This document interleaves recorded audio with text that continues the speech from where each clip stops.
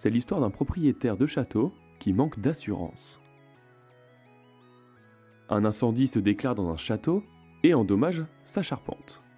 L'assureur fait une proposition d'indemnisation, mais d'un montant trop faible pour le propriétaire qui la refuse.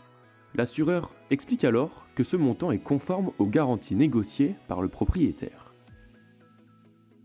Le propriétaire conteste et reproche à l'assureur un défaut de conseil. Non seulement il aurait dû l'avertir que le contrat ne couvrait pas une partie des risques, mais aussi le mettre en garde de l'insuffisance de la garantie en cas de destruction du château.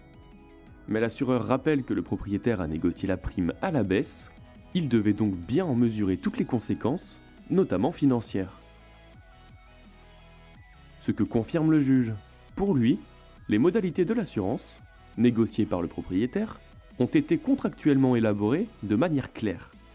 Il était donc en mesure de comprendre que l'indemnisation allait forcément être réduite.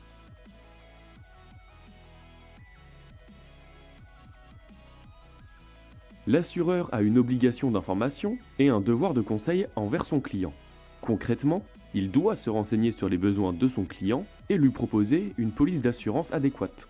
Si elle est acceptée par l'assureur, la négociation à la baisse de la prime d'assurance doit faire apparaître clairement dans le contrat les garanties modifiées par rapport à la proposition initiale.